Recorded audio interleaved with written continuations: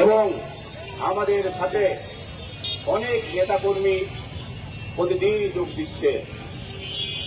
আমরা জানতাম না সাইদুল করিম মিন্টুর জন্য মানুষ এইভাবে রাস্তায় আসতে পারে। আমরা জানতাম না সাইদুল করিম মিন্টুর প্রতি মানুষের এত আস্থা, এত ভালোবাসা, সেটা প্রমাণ করেছেন আপনারা। প্রিয় ভাইরা আমার, সেই কারণে বলতে চাই, যে মানুষটি কোনো দোষ নেই, নির্দোষ একটা মানুষকে মিথ্যা মামলায় ষড়যন্ত্র করে ফাঁসিয়ে দেওয়া হয়েছে। সেই মিথ্যা মামলা থেকে সাইদুল করিম মিন্টুকে মুক্ত করতে হবে, মুক্তি দিতে হবে। আমরা রাস্তায় আছি, আমরা রাস্তায় থাকবো যতক্ষণ পর্যন্ত মিন্টুর মুক্তি না দেওয়া হবে। আজকে এই হত্যাকাণ্ডকে বিভিন্নভাবে রংচং মাখানো হয়েছে। আমরা বলতে চাই, আমাদের এই মিটিং এর সভাপতি সাহেব বারবার আপনাদের কাছে বলেছে, আমরা পরিষ্কার করে বলতে চাই, আমরা হত্যাকাণ্ডের বিচার চাই, কিন্তু তার সঠিক তদন্ত হতে হবে। আজকে সাইদের নাম বাদ দিয়ে আজকে ভিন্ন খাতে এটা প্রবাহিত করা হচ্ছে। আমরা এটা হতে দিতে পারি না, আমরা এটা হতে দেব না।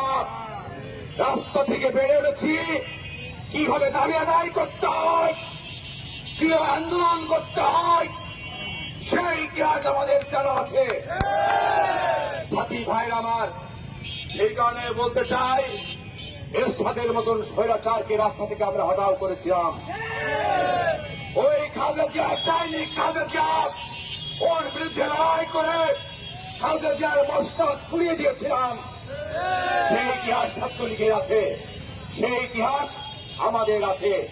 ইনশাল্লাহ আমরা বলতে চাই, এই মিথ্যার বিরুদ্ধে আমরা সোচ্চার আছি। এই মিথ্যার বিরুদ্ধে লড়াই এবং সংগ্রাম করার জন্য আমরা জীবনের শেষ রক্তবিন্দু পর্যন্ত দিতে রাজি আছি।